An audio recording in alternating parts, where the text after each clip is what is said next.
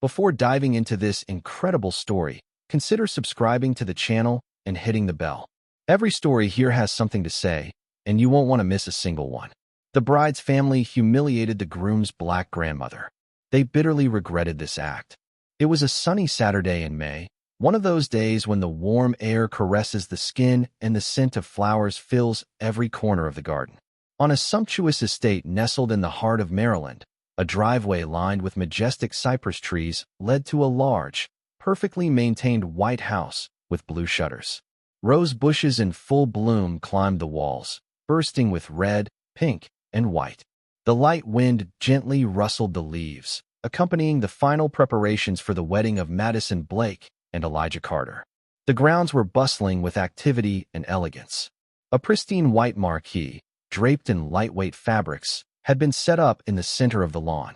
Hundreds of chairs covered in cream velvet slipcovers were lined up in perfect rows, facing a floral arch adorned with peonies and lilacs.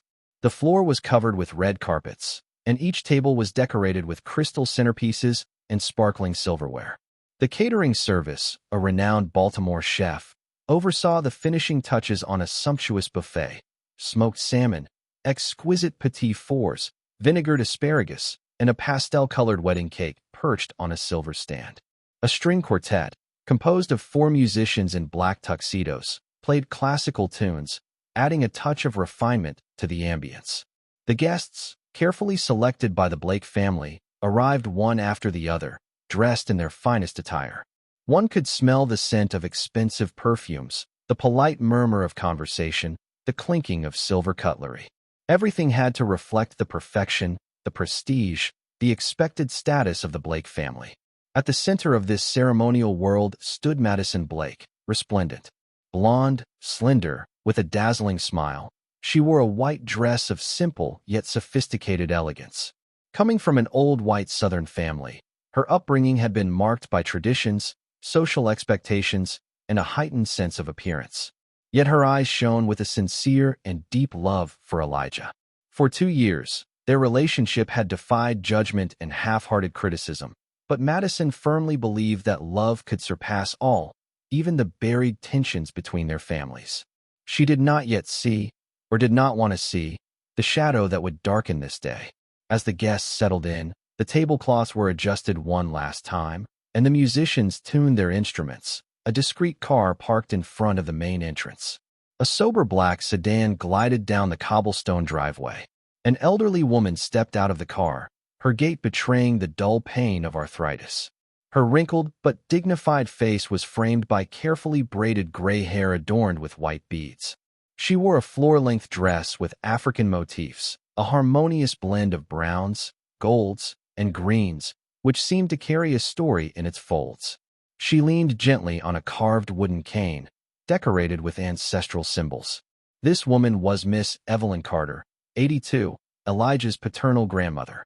Coming from Savannah, Georgia, she had traveled alone across the country, a long and arduous journey, just to be present at this moment that meant so much to her grandson.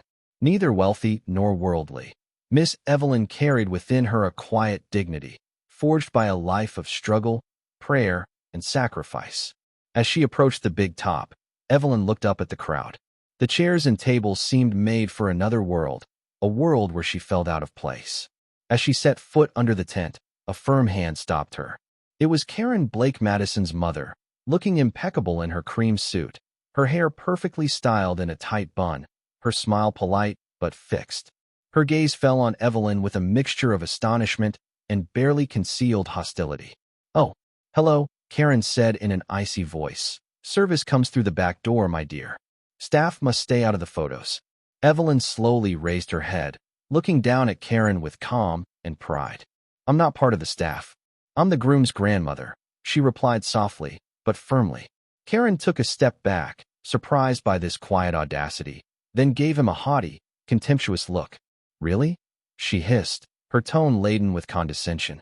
"And you don't have a more appropriate outfit for the occasion?"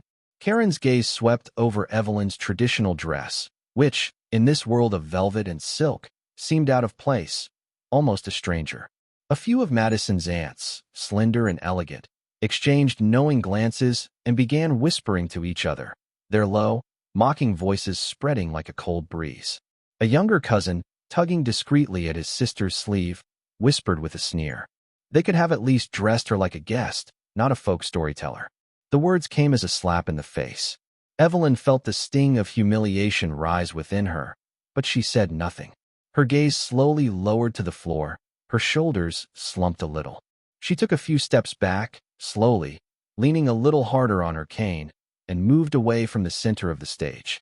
She was then shown a seat at the very back, behind a massive pillar, away from the central aisle and out of view of most of the guests. There, in the shadow of the columns, Evelyn sat, clutching her shawl tightly around her, as the murmur of conversation resumed, almost as if nothing had happened. Elijah, busy adjusting his bow tie and coordinating final instructions with the caterer, hadn't noticed anything at first.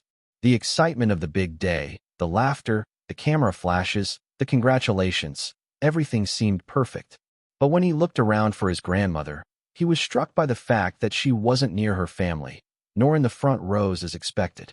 He crossed the marquee, along the aisles decorated with rose petals, and finally, behind a pillar hidden by a curtain, he saw her, sitting alone on a folding chair, far from the central aisle, almost hidden like a shameful thought.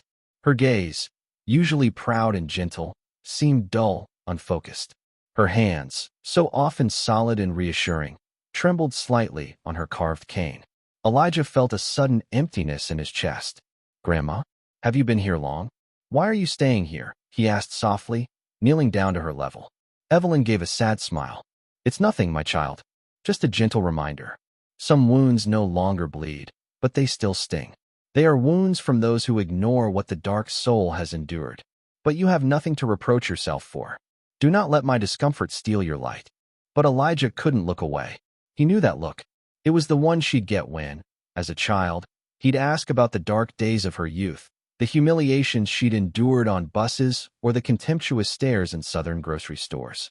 That look that hid decades of patience, dignity, and suppressed pain. This day should be a tribute to their history, not a rehearsal for erasure.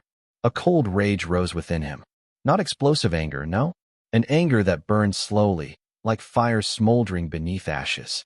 He took a deep breath. He had dreamed of this marriage as a union of worlds, not as submission to one. When it came time for the speeches, the golden light of the setting sun bathed the guests. Champagne glasses raised, smiles fixed, everyone expected standard thanks, light-hearted anecdotes, perhaps a joke or two about the wedding night. Elijah approached the microphone, holding it firmly. He glanced at Madison, who smiled at him, unaware of what he was about to say. Then he turned his gaze back to the crowd. His tone was calm, collected, but each word carried the weight of a truth held back for too long. "First of all, thank you all for being here today. It's an honor to have brought you all together. But I can't celebrate this moment without saying what's weighing on my heart." A shudder ran through the audience. Some sat up straighter in their seats. Others exchanged worried glances. "I want you to look at that woman over there, way back. Yes, you can turn around.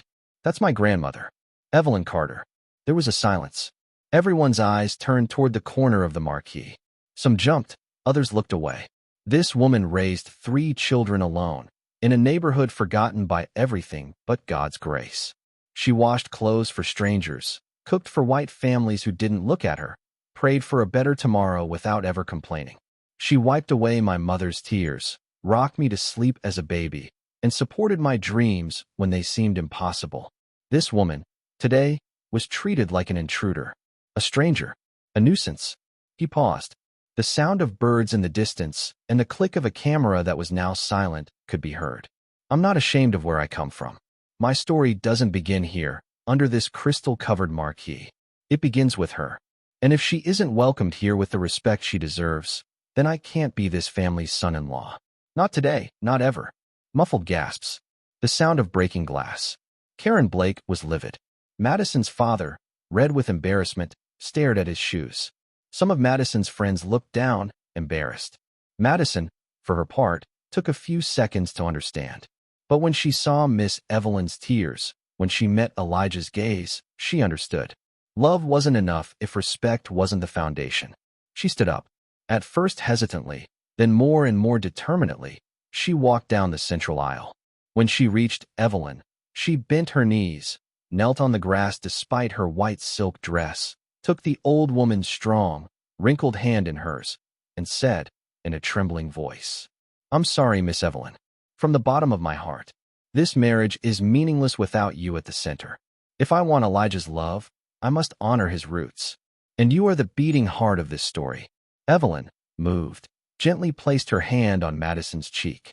She looked at her tenderly, then said, "You are young. You can still learn. But remember this, my child. Love without respect is like a tree without roots. It may bloom for a while, but it will fall at the first wind." That day, marriage was no longer just a ceremony. It became a moment of truth, of justice, of transmission. And in this silence where everything seemed suspended, some hearts began, perhaps for the first time, to listen. The video of Elijah's speech, captured by a guest on his phone, spread like wildfire. Within hours, it had surpassed 100,000 views, then 1 million. This wasn't just a wedding speech. It was an act of courage, a stark reminder of realities many preferred to ignore. Elijah's calm voice, Evelyn's dignified tears, and the image of Madison kneeling before her. These images made a lasting impression. Excerpts circulated on TikTok. Afro-descendant influencers hailed it as the word of righteousness in a bourgeois setting, and teachers used it in classrooms to talk about dignity, memory, and heritage. Thousands of people commented, shared, and wept.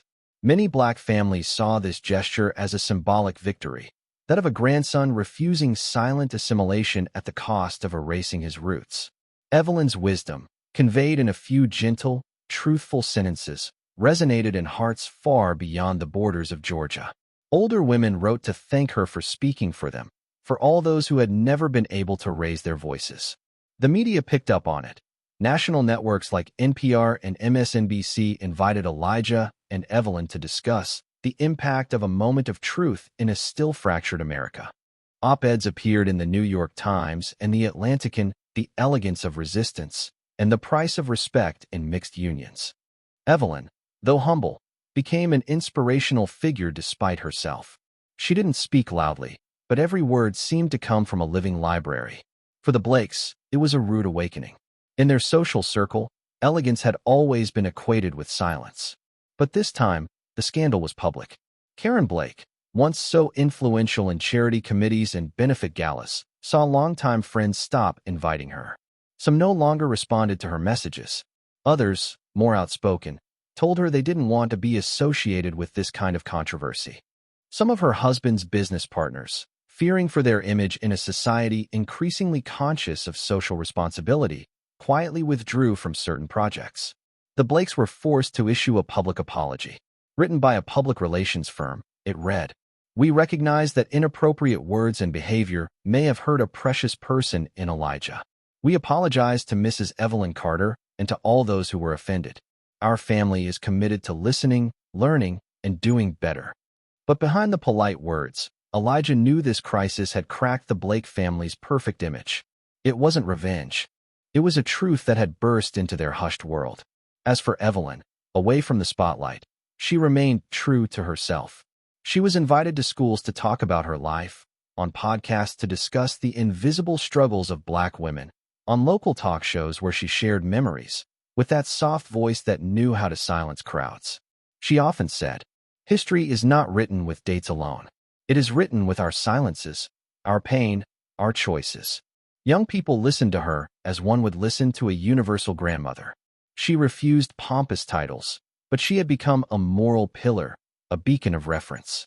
A year later, Elijah and Madison celebrated their wedding anniversary in Evelyn's old log cabin in Georgia. This time, there were no white-gloved waiters, no crystal garlands. Just the sun-drenched porch, the scent of gumbo simmering in the kitchen, peals of laughter, and children running around the yard.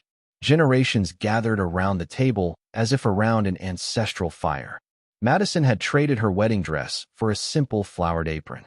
She helped serve, sang with Elijah's cousins, and learned her grandmother's recipes. Evelyn, sitting in her old rocking chair, watched this scene with a peaceful smile. Her eyes shone with gratitude and memory. She said softly, looking at Elijah, Sometimes you have to go through humiliation for the truth to come out. And when it comes out, it cleanses everything, even the hardest hearts. She swayed slowly, surrounded by her family. And in the song of the cicadas, between the scent of cornbread and the mingled voices of the children, she knew that what she had passed on was worth more than all the gold in the world: dignity.